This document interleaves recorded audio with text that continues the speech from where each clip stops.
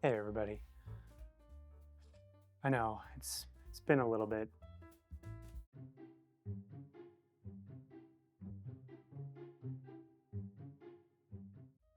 Okay, it's been a long time. I don't really have any excuses other than I was busy. Anyway. This video, I'm going to build a fully custom LEGO modular style building. Eventually, I will be placing it into Brickland, my LEGO City layout here in my basement LEGO studio. This is the vinyl record store and psychiatrist's office. It's a fully furnished project, this time, unlike some of my other previous projects. And get this, I've made instructions, and they're available already, like right now. You can go to rebrickable.com, search for rebricks. I know they sound really similar, and I came up with that name before I even knew about rebrickable. There'll also be links in the description. At the time of recording, I set the price for 10 USD, $10 US. That might change. I might also have ways that you can get a discount code by following me on various social media platforms. But I'll get into those details a little later in the video.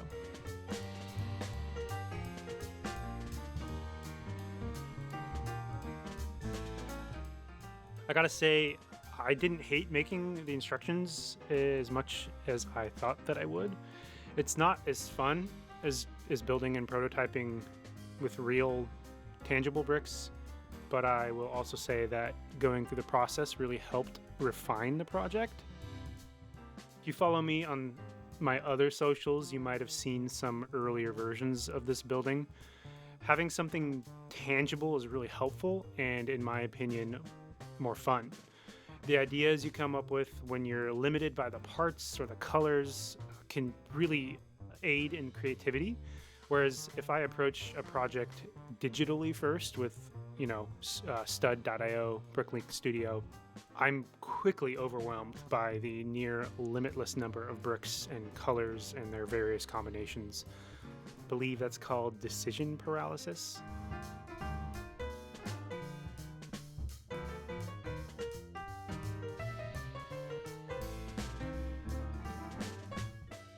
Hey, by the way, if you're new here, welcome to my LEGO studio. I'm so glad you're here. My name is Michael, and this channel is called Rebricks, or RE-Bricks, or its full name, Regarding Bricks, which, as you probably can tell, or maybe have guessed, it's because the content I make here is all regarding bricks.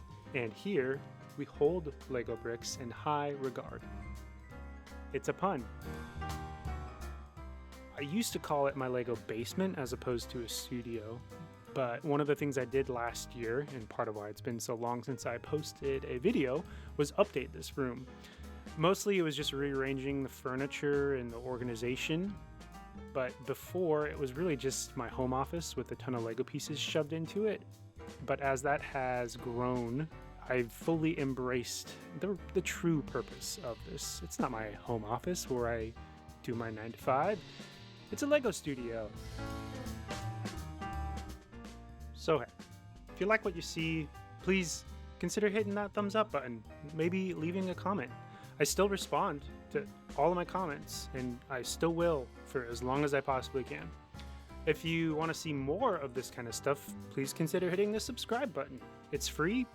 You can always unsubscribe if I get super annoying or whatever. And if you just want to see the end result, just skip ahead. You can do that. I don't care. I'm just happy you're here.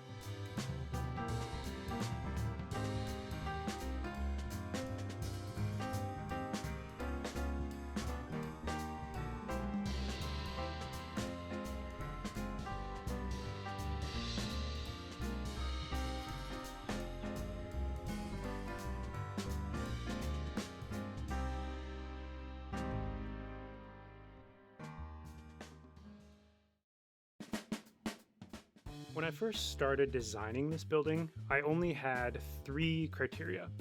1, I wanted to incorporate more curved elements in the facade, the front part of the building. I didn't think there was much of that out there in the LEGO world. Now, whether that observation was accurate or just due to ignorance on my part, I don't know. But either way, I thought it'd be interesting, and I think the final product is pretty cool. My opinion. Let me know. The second criterion was all of the white masonry profile bricks. Those were new when I started making this, and I wanted to use them because I had a bunch of them from a couple discounted sets that I got. And lastly, I wanted to do something with all of these beat-bit tiles from the LEGO Vidiyo theme. And I thought, what better use than a vinyl record store? Does anyone remember the LEGO Vidiyo theme? I think a lot of people really like the minifigs and the theme in general, but it had this weird tie-in AR VR thing that was pretty clunky. I never used it, but I heard it just wasn't very good. And they were also really expensive. So I, like I'm sure many of you LEGO fans out there also, bought them when they were on clearance. If you were patient enough, they'd be sometimes under $10, which honestly is still a little expensive for a minifigure, but you did get these really cool 2x2 printed tiles that were just begging to be turned into a record store. And I doubt I'm the first person to have done this, but this is mine. These record display tables were actually surprisingly tricky to come up with, and I was still tweaking the design even as I was recording this. I really wanted to showcase the tiles and the prints, so I prioritized form over function in this case, and I think it looks better to have them leaning loosely in their spot as opposed to an actual connection. But this means that the smallest little bump will just send them flying, and it got really annoying. And it's also not very play friendly, but like I said, form over function in this case, I guess.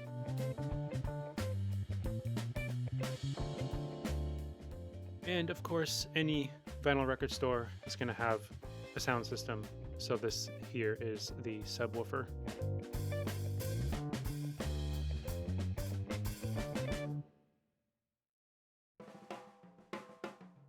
All of the record display tables, I tried my best to get them to use the same design elements, the curved pieces, and trying to get a low profile on the things that hold the records at the right angle. These clips on the bars here are actually the latest thing that I added to the design. They're actually not in the instructions at the time of recording this, but they're really helpful because they allow you to angle it just right so that you can get the records in there and that you can see the ones behind them just a little bit.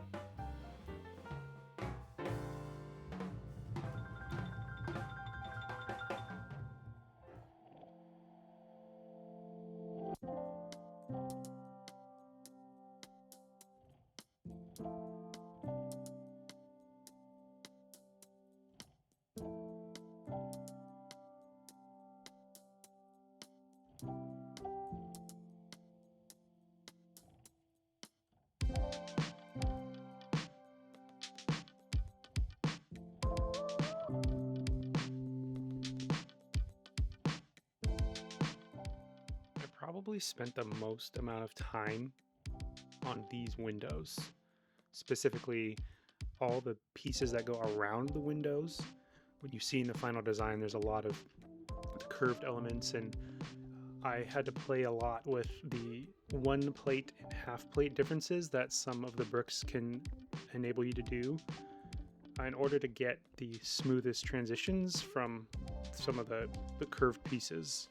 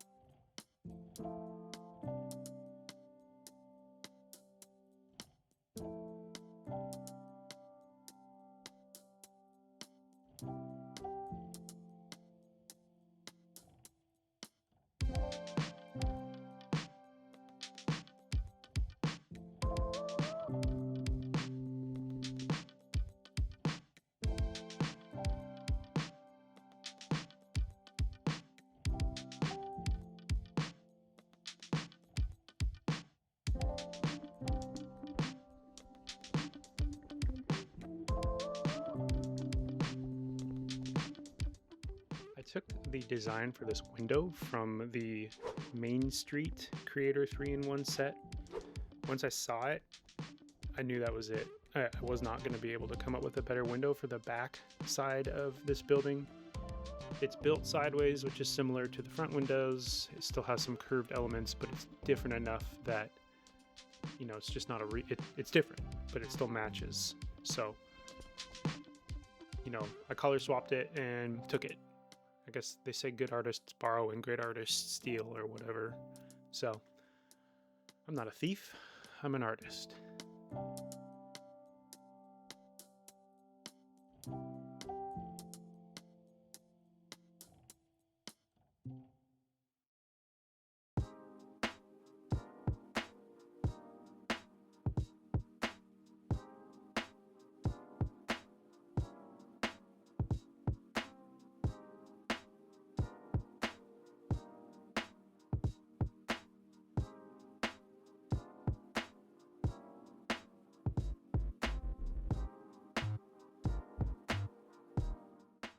Watching this back for the purpose of recording this voiceover is kind of painful, not because I think this is bad or anything, but just because it really leaves out a lot of the process and how difficult it was to get some of this stuff right. You know, the actual creation and ideation of building this didn't come about in the order that you're necessarily seeing on camera here. You know, I built this whole thing first in real life, and then I recreated it digitally and refined it. And then on camera is when I used those instructions that I made and built it. So I'm essentially able to follow the best possible order of operations for the purposes of recording this on camera. But that hides some of the actual process of creation, I think. And I still think it's better for this video because it's really long, and it would be way longer if I recorded more of all that stuff. And it would take me a really long time to edit out some of that. But yeah, it's just kind of, I don't know, it's just kind of a bummer.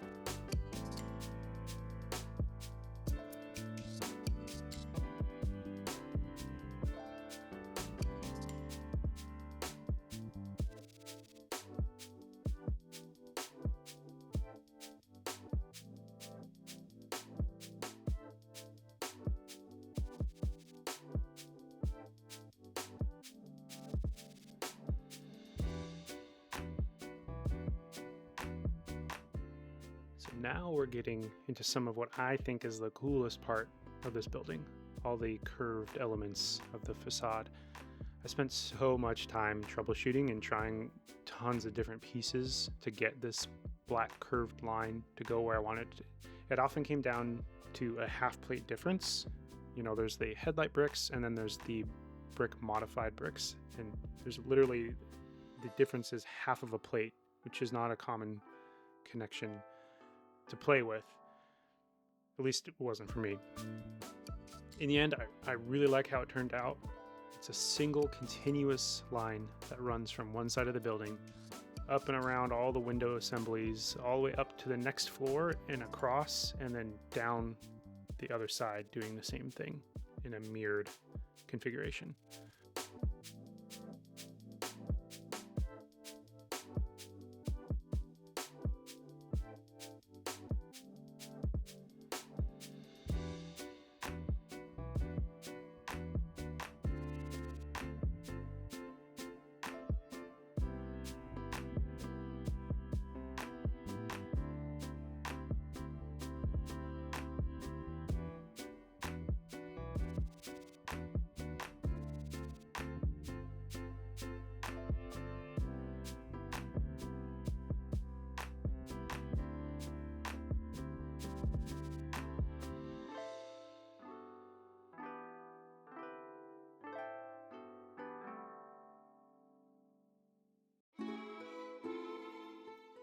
There were a few things that surprised me when I went from the digital realm to the tangible real-life world.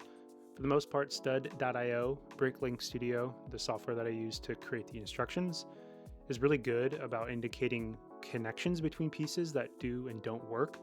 But for some reason, I guess I missed a few of these, and so I didn't discover some of these things that wouldn't work until I tried to build it in real life. So the anti-studs on that 4x4 circle don't actually grip the lamp pieces in the configuration I wanted. Fortunately, I was able to discover somehow, I don't know how, but the 4x4 ring does have anti-studs that holds the lamps in the way I wanted to make this sort of like chandelier thing. The other thing is that those half cone pieces don't actually sit next to each other if you try to put them on a stud one next to each other. I don't know if that's just user error on my part when it comes to using that software, or if it's a bug, but either way, I had to change quite a few things from the digital to the real when I started building this.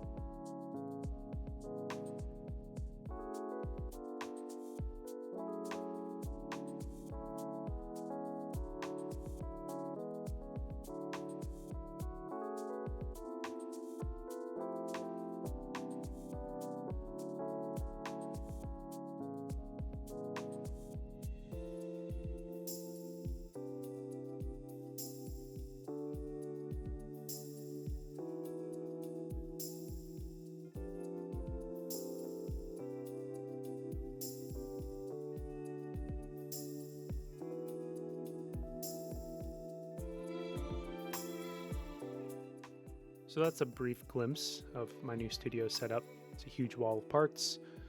I thought about doing a studio tour as my first video back after being gone for so long, but I also thought that'd be kind of lame, and I wanted to just get back into the normal stuff. But if a studio tour sounds interesting to you, let me know in the comments. Hit me up on Instagram. I'm totally willing to do that. I can make like a 8-minute video or something. But otherwise, I'll just keep going forward with the Brickland projects.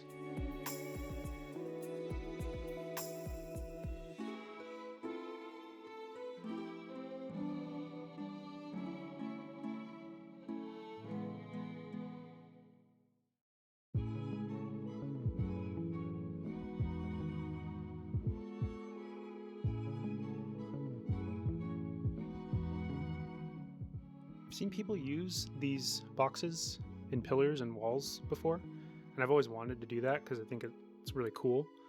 It's a nice parts usage.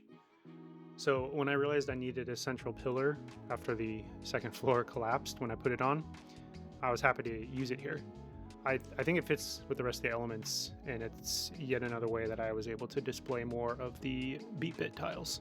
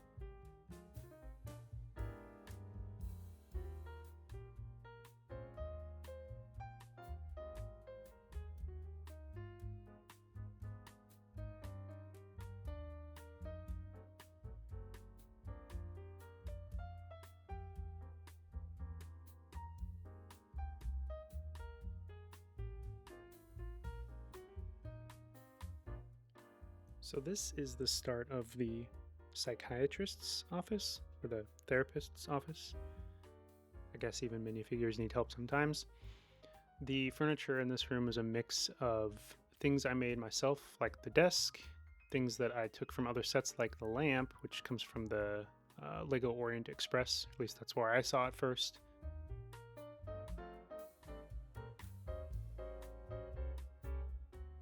The big orange couch is a shrunken version of the orange couch from the LEGO Friends Central Perk set, I think, or the other one, I don't remember.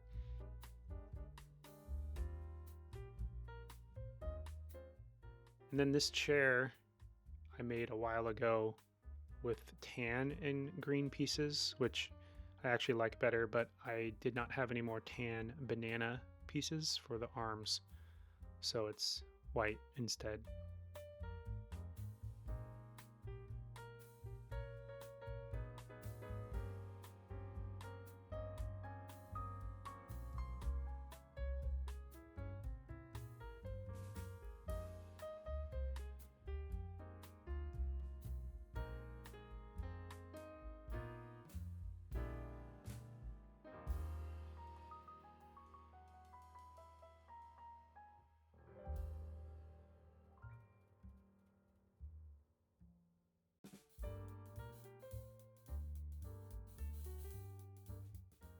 I spent a lot less time on this floor in general.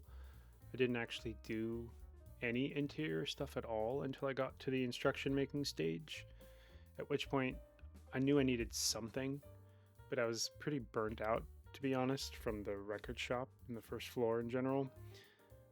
I think eventually I'll update this floor, maybe even add a third floor like I had originally planned, or at the very least, I'll include access to the roof. In any case, I feel like it's at least mostly on par with other modular buildings, other modular sets. It's still good. I just didn't spend as much time on it as the first floor. Essentially what I'm saying is I'm not really convinced that the second floor interior is right, quote unquote right, for this building. The record shop, absolutely, totally convinced. I love it. But the psychiatrist office and the apartment, I just kind of put stuff there for content's sake. You know, all the stuff in here I could see being replaced or done better, maybe by someone else who gets the instructions and builds it themselves. You know, all the tile pieces that I used, all the pictures, the tile pictures, aren't actually even necessarily what's in the instructions, mainly because the Vidiyo tiles aren't actually in the software that I use, stud.io. And also, you know, I imagine that many LEGO fans have a ton of extra 2x2 tiles, and so you should just use those if you're going to build this.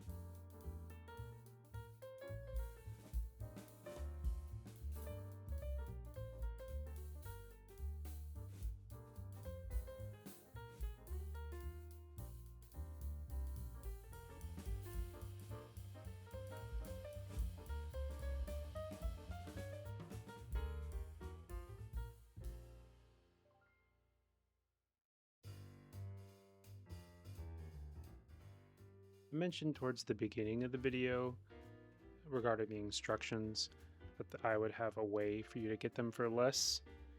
So here's how to do that. Subscribe to me here on YouTube if you're not already. Then go to any of my other social media accounts, Instagram, TikTok if it's still around. I'm actually on Facebook. I never use it, but if you do, cool, I'm there. I'm on Blue Sky, believe it or not. Yeah, just follow me on one of those things. There should be a post about this video. Comment on that post, tag 3 friends, then send me a message telling me you did those things, and I will give you a discount code. Now, it's actually a 100% discount, meaning the instructions will be free. It seems like a lot, so I figure, you know, 100% discount seems worthwhile. I don't know. Seems like a good deal to me. It'd be awesome if you did that for me. I would love to keep growing and be able to justify spending time and money on this little hobby and keep sharing stuff with you. So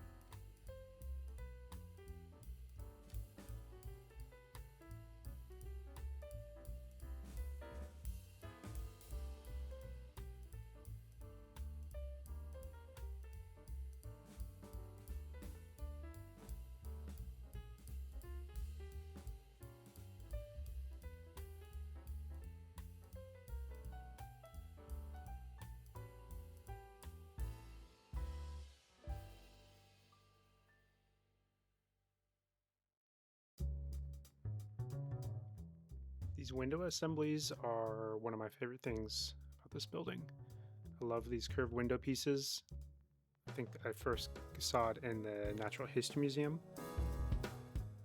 Even though this is probably one of the easier parts of this building, it still is one of my favorite parts. This is where I ran into a problem with the software though. I added some lights to the top part of these window assemblies, and either the software or I didn't catch that the cone pieces I was using couldn't actually fit next to each other. So it's kind of annoying, but ultimately I ended up with the little diamond rock pieces in one single cone, and I think it's pretty neat. Looks cool. I could imagine lighting it up for real, and it just I think would look totally fantastic with those curved window bays.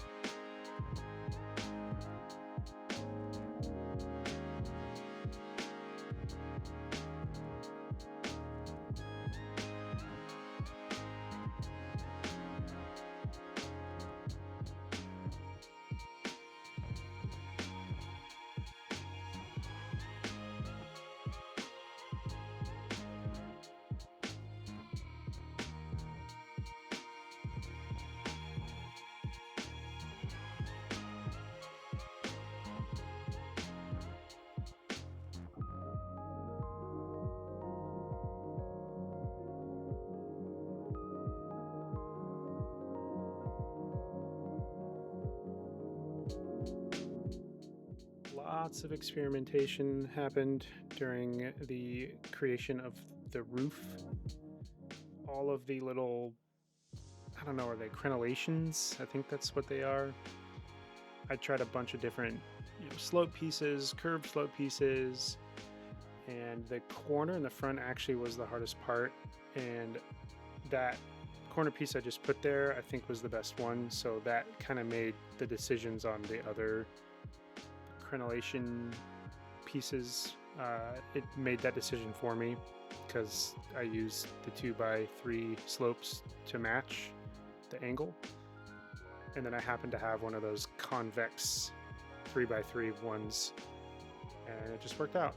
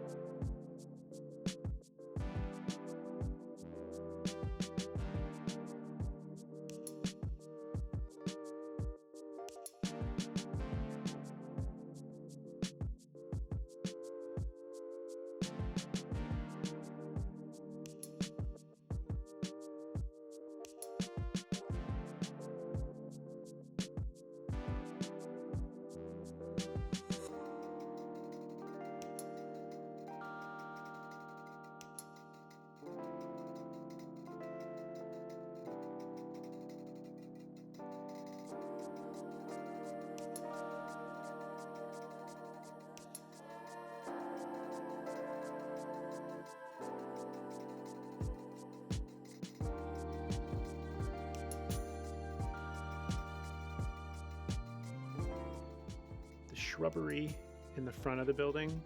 Something I'm very pleased with.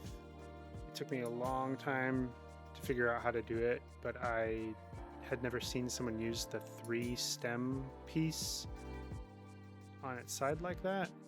I wanted to make little trees, and I wanted to make something I hadn't seen before. So by using the tiny pin and putting it on its side like that, I was able to get a little tree. I don't know, they kind of look like rhododendron bushes, which isn't a tree, but cool.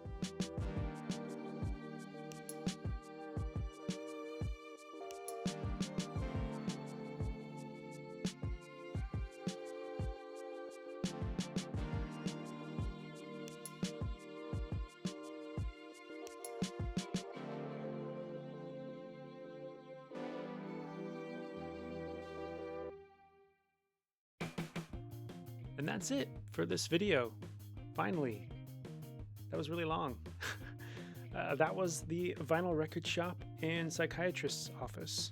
I hope you liked it. I had fun building it. I had fun editing video. So thank you so much for watching it.